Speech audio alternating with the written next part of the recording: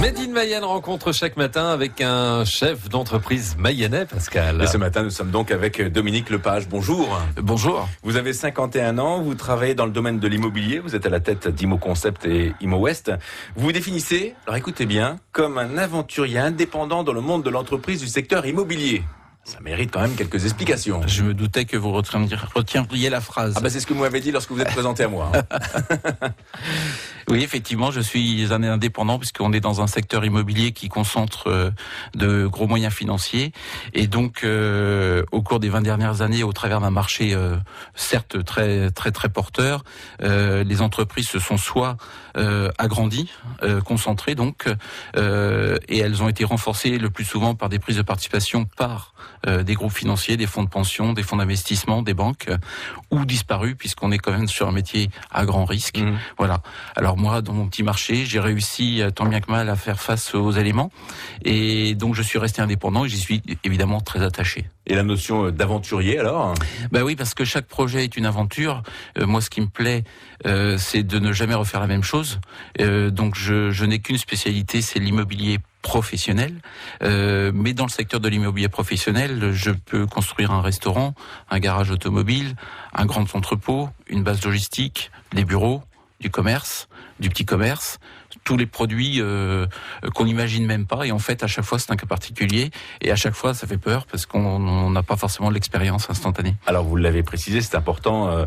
Vous êtes spécialisé dans le domaine de l'immobilier professionnel. Vous l'avez dit, vous pouvez construire des restaurants, des garages. Mais concrètement, quel est votre métier ? Vous êtes constructeur alors ? En fait, on a 3 métiers qui se succèdent en fait. Le premier métier qui est le plus connu, c'est le métier d'agent immobilier.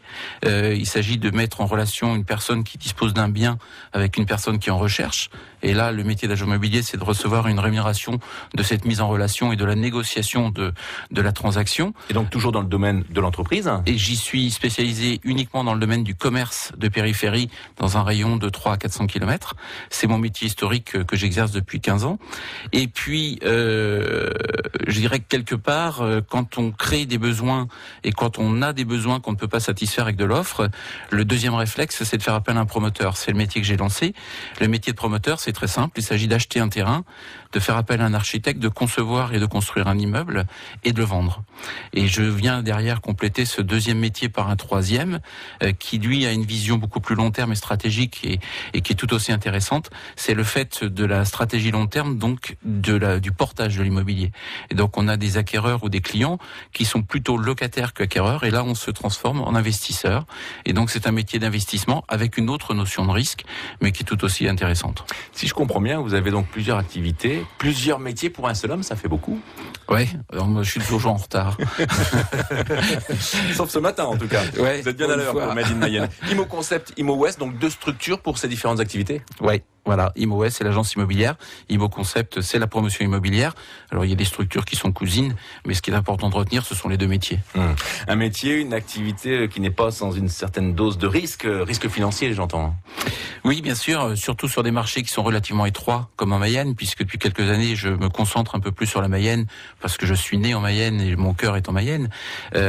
Donc, j'essaie de développer des produits. On est sur des marchés étroits. Évidemment, c'est toute la difficulté, et c'est pour ça que les entreprises disparaissent ou se concentrent, c'est qu'on est en risque financier majeur, puisque les marges ne sont pas garanties, les marchés sont fluctuants, et nous devons prendre des engagements aujourd'hui sans certitude sur nos clients dans 3 ans.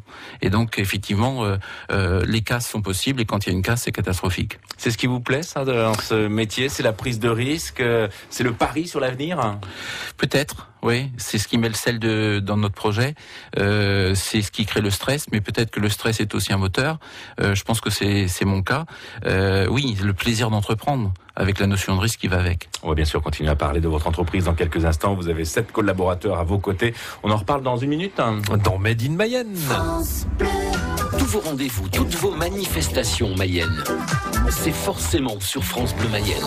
Et alors en sortant, vous partez avec un petit café ou un petit verre au chaud. Ce beau soleil à Quelen, nous avons le run and back avec des coureurs vététistes et des coureurs à pied.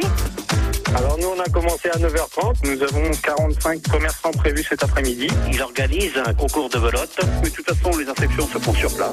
La Mayenne en fête, le samedi et le dimanche, de 11h à 12h30 sur France Bleu Mayenne. France Bleu et le magazine Rebondir s'engagent au quotidien pour l'emploi. Tous les jours, des offres, des conseils pratiques, des bons plans. France Bleu, 44 stations mobilisées pour vous trouver un emploi ou une formation. France Bleu et Rebondir vous donnent le mode d'emploi et les clés d'un nouveau départ. Rendez-vous dès maintenant sur francebleu.fr.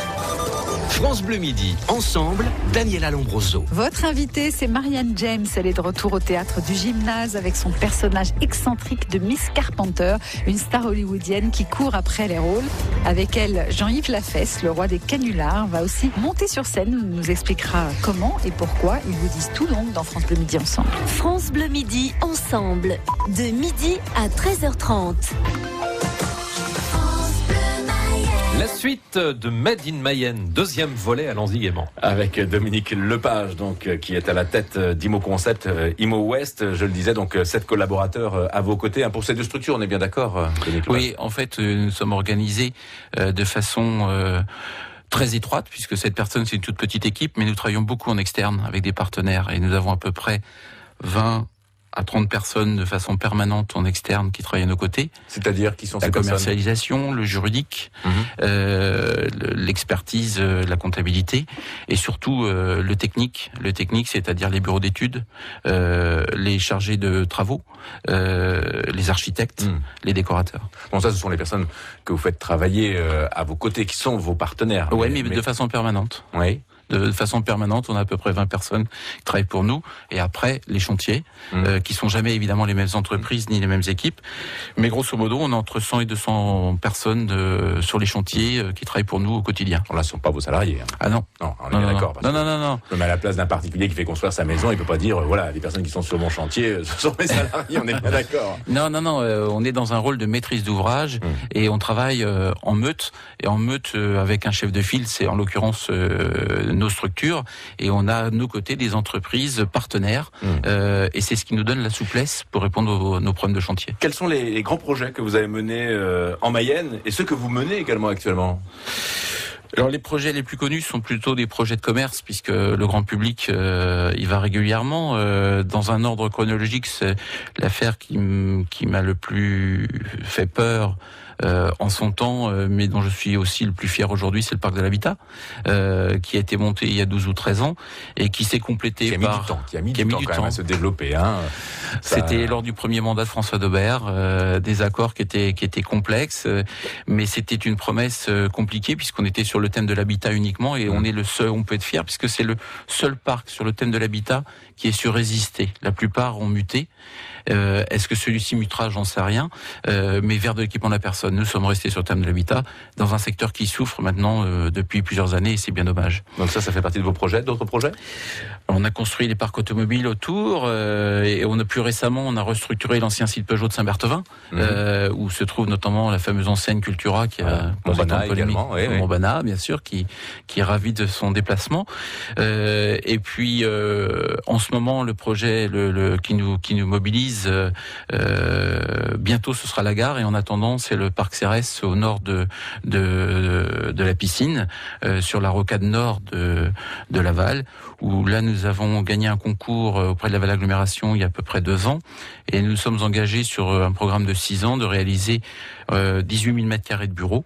Et nous en sommes rendus à peu près à 7 500, 8 000, et nous préparons la deuxième grande tranche pour arriver à 13 000. Avec un peu de chance, nous réaliserons ce projet en 4 ans.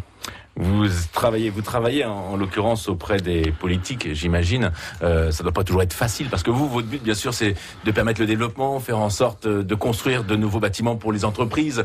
D'autres personnes s'y opposent également. Ça doit pas toujours être facile, alors. C'est jamais simple de travailler avec les politiques, mais en l'occurrence, c'est une réponse facile que je fais. Non, au contraire, c'est l'avantage de la Mayenne, c'est qu'on se connaît, on est en place depuis des années, et malgré le changement de gouvernance entre guillemets, on a quand même un intérêt commun, un intérêt bien compris. On arrive à se parler très rapidement et on a affaire à des acteurs qui défendent vraiment leur collectivité. Donc ça se passe bien. Justement, par rapport à cela, et on va terminer parce que ça fait partie des sujets dans l'air du temps, des sujets qui font aussi l'actualité. On en parlait presque tout à l'heure, on l'a abordé, mais c'est vrai que avec les grosses métropoles qui y sont d'ailleurs confrontées depuis plusieurs années, c'est le développement des périphéries au détriment des centres-villes. Nous l'avons vu et vous l'avez dit tout à l'heure, vous l'avez évoqué avec l'enseigne Cultura qui est arrivée donc à Laval. Alors c'est vrai que ça crée polémique. Et quel est votre point de vue là-dessus? Parce que c'est un petit peu, j'ai pas envie de dire à cause de vous, mais finalement vous êtes l'un des acteurs qui a fait que Cultura s'est installé en périphérie. Nous ne sommes que des opérateurs. En aucun cas, nous avons le pouvoir de décision. Donc, nous réalisons des projets parce qu'il y a des gens qui souhaitent les réaliser. Il y a des lois qui protègent tout cela. Et malheureusement, et c'est mon point de vue, elles sont en train de s'assouplir dans le cadre des lois européennes. Elles sont de plus en plus souples et je trouve ça dramatique.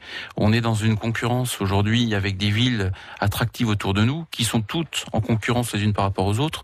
On a vu l'arrivée d'Atoll, notamment sur Angers. Et si Laval ne se défendait pas, ne se développait pas, c'était un petit peu la stratégie de François Daubert lors de son premier mandat. Je pense que ce serait encore plus grave. De là à faire n'importe quoi, à laisser les portes ouvertes et à laisser le marché opérer, ce serait tout aussi grave. Donc c'est là où on a besoin des politiques et c'est là où les politiques, leur rôle est important. Il faut savoir accompagner le développement pour défendre le territoire, mais il ne faut pas oublier que une ville sans centre-ville, c'est une catastrophe. Et le centre-ville est quand même un centre-ville fragile et c'est pas spécifique à Laval. Il faut trouver un équilibre. Il faut trouver un équilibre. Et seul le politique qui a une stratégie un peu plus long terme que l'économie, c'est-à-dire les gens que nous représentons, les enseignes, doit tenir le cap contre vents et marées. C'est un sujet très intéressant, Dominique Lepage. On pourra encore en parler pendant des heures. Malheureusement, l'heure tourne. Il va falloir se séparer. Merci beaucoup d'avoir été notre invité dans Made in Mayenne. On vous retrouve bien sûr sur notre site internet francebleu.fr. Bon, après s'être occupé de l'immobilier, on va parler déménagement dans un instant sur France Bleu Mayenne.